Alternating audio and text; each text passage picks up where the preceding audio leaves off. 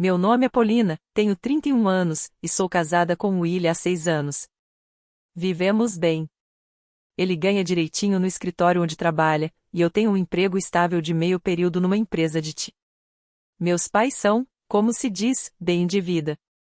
Moram num condomínio fechado na região de Novorizhskoye. Segurança, guarita, tudo de primeira. Tem dinheiro suficiente para curtir a aposentadoria sem se preocupar com nada. Mas junto com essa vida confortável vem também as ideias superconservadoras e o apego quase doentio aos valores tradicionais da família. Desde que eu era pequena, minha mãe repetia a mesma coisa: o destino de uma mulher é casar e ter filhos. O resto é bobagem. Eu e minha irmã, Alina, crescemos ouvindo a mesma ladainha. Meninas, casem cedo. Não percam tempo com carreira, isso não é coisa de mulher. Prometeram que tudo seria dividido igualmente entre nós, inclusive a herança, desde que seguíssemos o caminho que eles tinham planejado como a fórmula da felicidade. Alina levou isso a sério. Casou logo depois da escola, nem tentou faculdade. Agora já tem 2 filhos lindos. Meus pais ficam radiantes de orgulho quando falam dela. Eu, ao contrário, escolhi outro caminho. Depois da escola, entrei na universidade, fiz minha graduação, comecei a trabalhar. Casamento não passava pela minha cabeça. Quando me casei, foi porque eu realmente estava pronta, não porque meus pais acharam que era hora. Eu e Ilha decidimos não ter filhos logo de cara. Queríamos aproveitar nosso tempo juntos, viajar um pouco, pelo menos dentro da Rússia, ir a Sochi, ao Brauersu e também nos firmar profissionalmente. Mas cada visita de domingo aos meus pais virava um interrogatório sobre meus planos reprodutivos. No domingo passado, não foi diferente. Minha mãe me encurralou na cozinha enquanto eu ajudava a arrumar a mesa. Paulina, olha, sua irmã disse, apontando para a sala, onde Alina cuidava das crianças. Ela já me deu 2 netos e quer o terceiro. E você, quando vai cuidar da sua família? Mãe, já falamos sobre isso, respondi, tentando manter a calma. Ainda não estamos prontos. Ainda não estamos prontos, ela repetiu, zombando. Você não está ficando mais jovem. Nessa idade, a Alina já tinha 2 filhos. Comparações constantes com Alina, pressão sem fim sobre filhos, olhares de reprovação, tudo isso me deixava louca. Cada almoço em família, cada ligação, cada mensagem no WhatsApp. Sempre o mesmo assunto: quando eu finalmente iria cumprir meu destino de mulher e começar a ter filhos? Todo dia eu acordava com o celular cheio de mensagens da minha mãe, links de canais do Telegram sobre saúde da mulher, artigos do Yandex em tipo 10 maneiras de aumentar a fertilidade sem remédios ou a melhores dias para engravidar pelo calendário lunar. Ela me mandava contatos de clínicas de fertilização, estatísticas de sucesso, recomendações de médicos. Às vezes eu chegava em casa e encontrava caixas da Ozon ou da Wildberries na porta, livros sobre gravidez, parto e criação de filhos. Caixas que eu nunca tinha pedido chegavam na minha porta. Você leu aquele artigo sobre ovulação que te mandei? Escrevi a minha mãe às 6h30 da manhã. Mãe, estou me arrumando para o trabalho, eu respondia. Tá vendo? É por isso que você não engravida. O trabalho vem em primeiro lugar. Você precisa organizar suas prioridades. Comecei a me assustar só de ouvir o som das notificações. Cada ligação podia ser mais um lembrete da minha suposta incapacidade como mulher. Um dia, ela me mandou a programação completa de atendimentos de um centro de reprodução próximo, com a observação: já vi quando é a próxima data disponível. Depois de 6 anos de casamento, eu e Ilha finalmente decidimos ter um filho. Mas não por causa da pressão da minha mãe, pelo menos era isso que eu repetia para mim mesma. Simplesmente sentimos que estávamos prontos, ou tão prontos quanto alguém pode estar para uma decisão que muda toda a vida. Só que os meses foram passando sem resultado. Nada acontecia. Será que não deveríamos procurar um especialista? Perguntei uma noite, sentada na beira da cama, segurando mais um teste negativo. Só para verificar se está tudo bem. Talvez sim, respondeu Ilha, sem tirar os olhos do celular. Vamos dar uma olhada em algumas clínicas na semana que vem. Essa conversa se repetiu várias vezes nos meses seguintes, na cozinha, durante o jantar, em frente à TV, até antes de dormir. Mas, por algum motivo, nunca marcamos consulta. Sempre aparecia algo mais urgente, um projeto de trabalho, uma viagem a serviço, compromissos de família. No fundo, acho que os dois tínhamos medo do que poderíamos descobrir. Até que chegou aquele fatídico almoço de domingo na casa dos meus pais. A sala de jantar estava cheia dos sons de sempre, talheres batendo nos pratos, as crianças da Lina rindo na mesinha delas, a música tocando ao fundo. E a voz da minha mãe, que se sobressaía a todo barulho. Ela falava com entusiasmo sobre a terceira gravidez da Lina. Olha só para sua irmã, disse, radiante, admirando a barriga já arredondada. 2 filhos lindos e agora o terceiro a caminho. E você, Polina? Quando vai me dar netos? Você precisa engravidar logo. Eu mexia no meu prato de salada russa, ensaiando mentalmente a desculpa de sempre sobre tempo e preparo. Mas antes que eu pudesse abrir a boca, Ilha pigarreou. O som fez todos na mesa virarem para ele. Na verdade, disse ele, com a voz artificialmente calma, nós achamos que a Polina pode ter problemas para engravidar. Talvez seja por isso que ainda não conseguimos. As palavras caíram sobre mim como um balde de água gelada. A faca escorregou da minha mão e caiu no prato com um barulho metálico. Mas mal ouvi o som, tomada pelo zumbido nos ouvidos. Nós achamos? Nós? Nunca tínhamos conversado sobre isso. Nem fomos ao médico, nem fiz exames. De onde ele tirou isso? A reação da minha mãe foi imediata e furiosa. Ela pulou da cadeira, derrubando a taça de vinho suave. A mancha vermelha se espalhou pela toalha branca, mas ela nem percebeu. Eu sabia. Gritou, andando de um lado para o outro como uma leoa enjaulada. Eu sabia que seria assim, Polina. Eu te avisei. Eu te disse.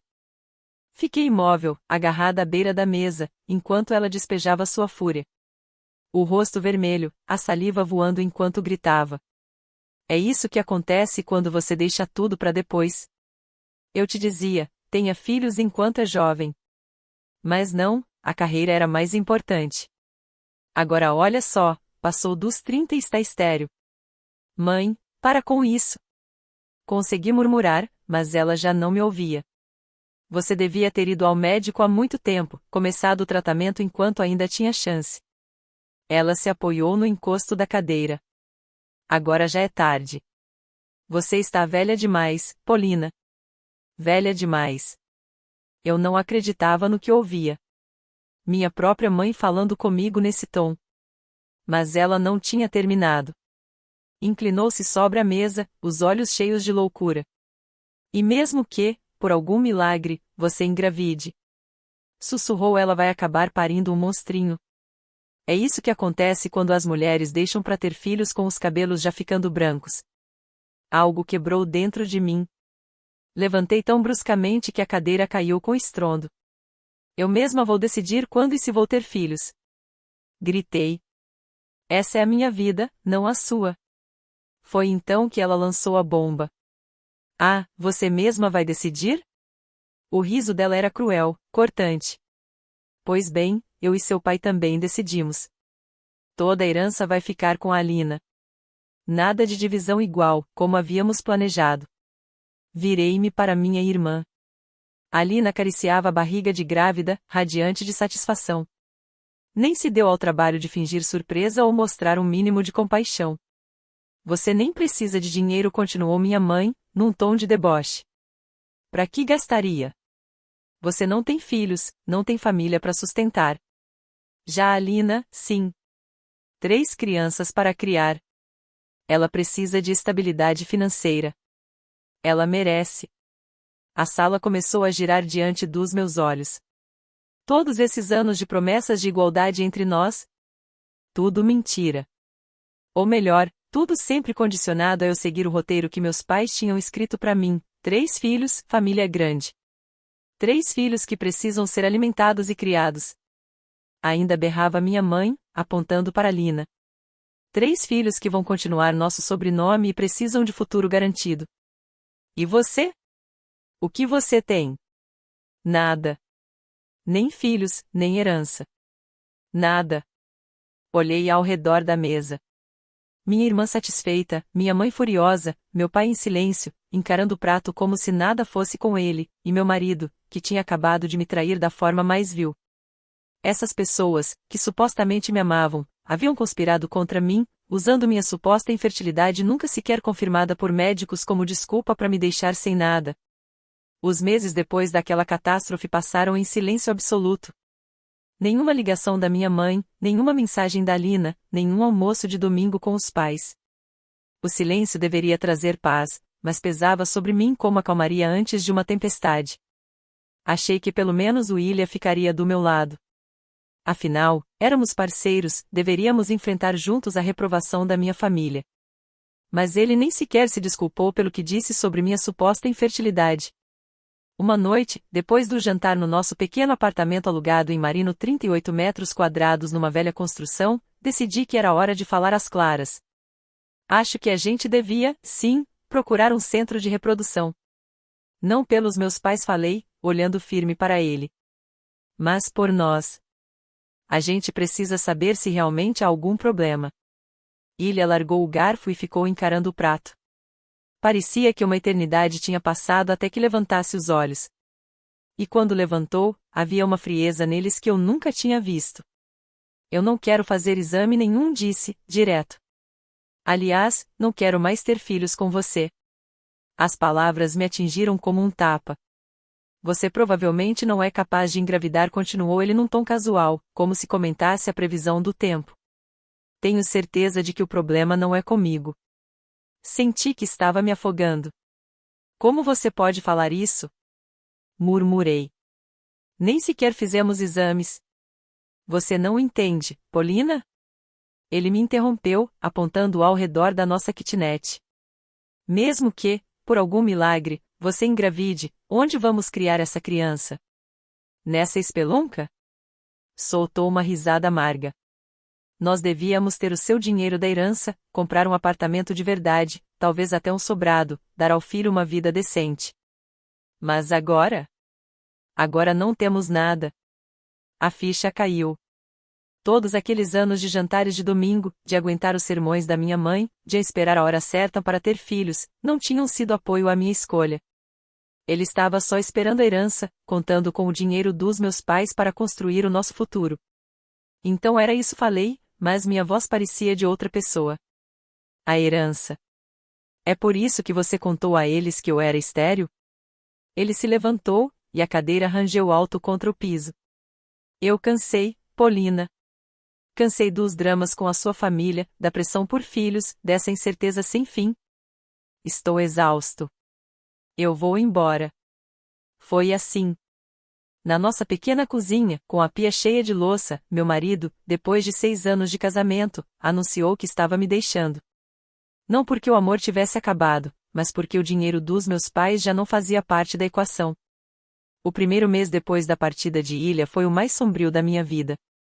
Quase não comia, não dormia e chorava muito mais do que gostaria. No trabalho, as colegas perceberam que algo estava errado, mas eu mantinha distância. Até que uma delas discretamente me entregou um cartão. Só pensa nisso com carinho. Fiquei 3 dias olhando aquele cartão antes de ligar. Foi a melhor decisão da minha vida. A doutora Natália Borisovna Sokimpintseva virou meu bote salva-vidas. Você não pode mudar as ações dos outros, disse ela numa das sessões. Mas pode mudar a forma como reage a elas. E então ela perguntou: o que você faria se não estivesse tentando agradar seus pais ou apoiar seu marido? Essa pergunta me acertou em cheio.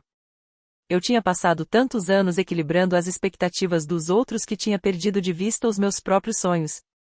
Mas agora minhas noites estavam livres de jantares de família, meus fins de semana já não giravam em torno da agenda do Ilha.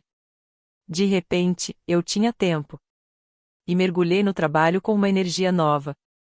As horas que antes gastava ouvindo críticas da minha mãe ou tentando controlar o humor do meu marido, agora eu investia na carreira. Ficava até tarde no escritório, assumia projetos extras, finalmente comecei a compartilhar ideias nas reuniões, aquelas que antes eu tinha vergonha de dizer.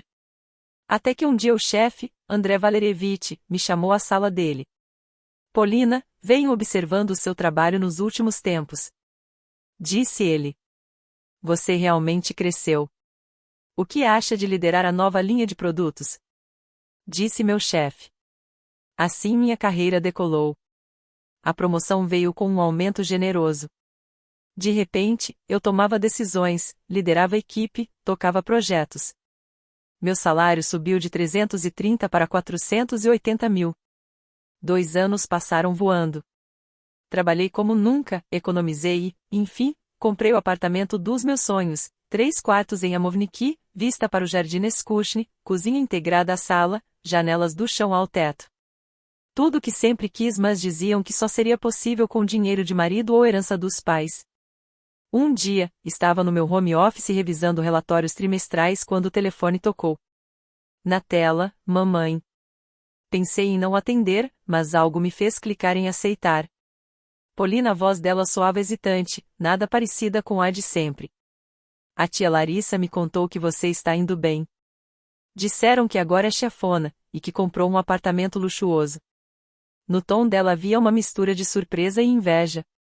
Como se o meu sucesso, sem marido e sem o dinheiro deles, fosse uma afronta. Sim, comprei, respondi seca, querendo encerrar logo. Mas ela insistiu. Escuta, filha, por que não vem domingo? Faz tanto tempo que não nos vemos. Os filhos da Lina já estão grandes. Você nem conhece o Timofei, ele é um amor. Devia conhecer seus sobrinhos. Depois do que você e o papai fizeram comigo, depois de como me trataram. Minha voz saiu firme e gelada. Não, mãe. Eu não quero conhecer os filhos da Lina. Não quero almoços de família. Não quero ter nada com vocês. Acabou. Antes que respondesse, encerrei a ligação e bloqueei o número. A vida adora surpreender quando menos esperamos. Conheci Dmitry num fórum de tecnologia em Solkovo, onde ele era um dos principais palestrantes. Dono de uma empresa de TI, residente do Tecnoparque, carregava aquela confiança de quem construiu tudo sozinho, sem esperar esmolas da família. Começamos a namorar, e, pela primeira vez, senti que estava com alguém que me via como parceira de igual para igual, não como incubadora ou bilhete para a estabilidade financeira. Ele admirava minhas conquistas profissionais e jamais perguntou quando eu pretendia ter filhos. 6 meses depois, comecei a enjoar de manhã. Atribuía ao estresse, estávamos lançando um grande projeto. Mas quando o atraso passou de uma semana, comprei um teste. Com as mãos trêmulas, abri a embalagem. As 2 listras apareceram quase de imediato. Passei 3 dias com medo de contar ao Dima. Depois de tudo que vivi com Ilha, aterrorizava imaginar a reação dele. Pensei que poderia achar que eu o tinha prendido, que fugiria ou sugeriria resolver o problema. Por fim, durante um jantar na casa dele, criei coragem. Dima, preciso te contar uma coisa. Minha voz falhou. Estou grávida. Ele largou o garfo e me olhou. O silêncio pareceu eterno, embora durasse só alguns segundos. Então, para meu espanto, o rosto dele se iluminou com um sorriso. Isso é maravilhoso! Exclamou, levantando-se e me abraçando. Casa comigo. Eu te amo.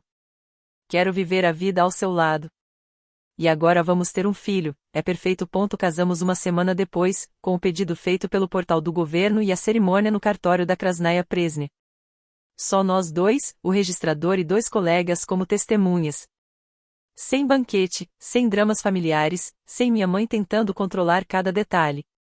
Exatamente do jeito que eu queria. A vida entrou nos eixos, virando uma rotina feliz. Eu e o Dima alugamos um apartamento espaçoso num condomínio novo, enquanto decidíamos onde comprar algo maior. Juntar nossas coisas foi surpreendentemente fácil. A gravidez corria tranquila, sem complicações, e, pela primeira vez em muitos anos, eu sentia paz de verdade. No 7º mês, encontrei minha mãe no mercado. Estava pegando um pacote de trigo sarraceno quando ouvi aquele suspiro atrás de mim. Polina. A voz dela mal se ouvia. Você está grávida? Virei devagar, levando a mão ao meu ventre já bem evidente. Ela estava parada com a cestinha esquecida na mão, olhando para minha barriga como se tivesse visto um fantasma. Ah, minha filha! Sussurrou, com os olhos cheios de lágrimas. Estou tão feliz em te ver assim. Ouvi falar do seu sucesso no trabalho, de tudo que você conquistou. Tenho tanto orgulho de você. Eu quis cortar, mas ela continuou. Quero consertar tudo, Polinka. Amanhã mesmo vou ligar para o nosso tabelião. Vamos devolver tudo como era, dividir por igual entre você e a Alina. Como deveria ter sido desde o início. Não aguentei e soltei uma risada curta. Fica com a herança, mãe. Eu tenho minha carreira, um marido que me ama e, aliás, também é bem-sucedido. Eu ganho o suficiente para conquistar o equivalente à sua herança em poucos anos. Dá tudo para a Alina. Eu não quero nada de você nem do papai. E também não quero mais ver vocês. No dia seguinte, meu celular não parava de tocar. Era a Alina. Quase desliguei, mas resolvi acabar com isso de uma vez. Como você ousa? A voz dela tremia de choro e raiva. Como ousa tentar roubar o meu dinheiro? Do que você está falando? Perguntei, exausta. A mamãe me contou tudo. Que vocês se encontraram, que você ficou se gabando da gravidez e quis mudar o testamento. Esse dinheiro agora é meu. Eu tenho 3 filhos, preciso pensar neles. Esperei ela descarregar toda a fúria e respondi, bem calma. Alina, eu não quero esse dinheiro. Eu disse, literalmente, para a mamãe dar tudo a você. Mentira. Você só tem inveja porque eu tenho 3 filhos e você. Escuta bem, interrompi. Eu não preciso de nada. Nem de você, nem da mamãe, nem do papai. Eu tenho minha vida, meu dinheiro, minha família. Só quero que vocês me deixem em paz. Esqueçam que eu existo. Mas, pelo visto, ninguém me ouviu. Mamãe começou a aparecer em todo lugar, perto do meu escritório na Presnia, no café onde eu tomava café, até no estacionamento do nosso condomínio. No início achei que fosse coincidência, mas era frequente demais. Uma noite, ouvi batidas na porta. Olhei pelo olho mágico, era ela. Estava ali, agarrada à bolsa. Polina, abre. Eu sei que você está aí. Gritava. Eu sou sua mãe. Você não pode se esconder de mim. Eu tenho o direito de fazer parte da vida do meu neto. Não respondi. Mas ela voltou no dia seguinte. E no outro. Às vezes várias vezes por dia. Ficava no corredor, alternando entre súplicas e exigências. Por favor, filha, só conversa comigo. Você é egoísta. Está escondendo de mim o meu neto. Eu só quero voltar a fazer parte da sua vida. Era exaustivo. Minha pressão começou a subir péssimo para a gravidez. Eu vivia tensa, sempre no limite. A gota d'água foi quando, de algum jeito, ela descobriu meu e-mail pessoal e começou a entupi-lo de mensagens. Um dia, no meio de mais uma visita, abri a porta. Isso vai acabar, falei firme. Se você não me deixar em paz, eu vou até a delegacia, faço um boletim de ocorrência e entro na justiça pedindo restrição de contato. Como você ousa? Ela ofegou. Eu sou sua mãe. Eu ouso, sim. E sabe mais o quê? Eu sei o quanto você se importa com o que a família pensa de você. O que acha que a tia Larissa e o tio Yuri vão dizer quando souberem de toda a verdade? De como você e o papai me trataram, de como usaram o meu suposto problema para me tirar da herança. O rosto dela ficou pálido. A reputação dentro da família era tudo para ela. Finalmente, parecia que tinha entendido. Recuou, apertando a bolsa de grife contra o peito como se fosse um escudo. A vida tem dessas ironias. Aqui estou eu, no 9º mês, sentada no quarto do bebê recém-decorado, me sentindo mais tranquila do que nunca. Eu e o Dmitri escolhemos um tom amarelo suave para as paredes, e a luz da tarde enchia o espaço de um brilho dourado. Impressionante como a vida muda quando você está com a pessoa certa. A mãe do Dima me liga quase todo dia, só para saber como estou, dar um conselho sobre gravidez ou maternidade. Mas, ao contrário da pressão sufocante da minha mãe, o cuidado dela vem de amor e respeito genuínos. Sabe, ela me disse no domingo passado, à mesa do almoço em Mitichi, nunca vi o Dima tão feliz quanto depois que conheceu você. A família dele virou a minha. As irmãs me receberam como se eu fosse uma delas, até me colocaram no grupo do sítio de verão. É para chamar pro chá de bebê, disseram, embora ultimamente fosse mais uma roda de conversa em volta da minha barriga enorme. O pai dele já faz planos de ensinar o neto a pescar. Às vezes, nesses momentos de paz, lembro dos anos em que não conseguia engravidar do William. Toda a pressão dos meus pais, as acusações de infertilidade, a ansiedade constante. Hoje tenho certeza, era isso que me impedia. Como meu corpo poderia estar pronto para gerar uma vida se eu vivia cercada de estresse e julgamento? A ironia não me escapa, talvez o desespero da minha mãe por um neto tenha sido exatamente o que me impediu de tê-lo. Agora, longe de toda aquela toxicidade, vivendo do meu jeito, a gravidez veio de forma natural, sem esforço. Na semana passada, mexendo em caixas antigas, encontrei uma pilha de livros sobre maternidade que ela me mandava naquela época. Joguei direto no lixo. Não há espaço para lembranças dolorosas na minha nova vida. Hoje, nossa casa está cheia de preparativos alegres. O Dima mesmo fez o berço, lá na oficina do pai, de pinho maciço, invernizado com todo cuidado. E olha que poderíamos comprar qualquer um. Mas ele disse: quero que nosso filho tenha algo feito com amor. A irmã dele me ajudou a organizar o armário com aquelas roupinhas minúsculas, e minha sogra nos deu uma cadeira de balanço que já embalou todas as crianças da família. Já pensou no que vai fazer se seus pais tentarem se aproximar depois que o bebê nascer? O Dima me perguntou. Eles não farão parte da nossa vida, respondi sem hesitar. Nosso filho já tem todos os avós que precisa, os seus pais. A paz que encontrei nessa nova vida com um marido amoroso, uma carreira sólida e uma família que realmente me apoia vale mais do que qualquer herança ou obrigação imposta. Às vezes, construir sua felicidade significa deixar para trás aqueles que tentam defini-la por você. Agora, sentada neste quarto ensolarado, sentindo o bebê se mexer dentro de mim, eu sei, fiz a escolha certa. O caminho até aqui não foi fácil, mas me trouxe exatamente onde eu deveria estar. Daqui a algumas semanas, serei mãe.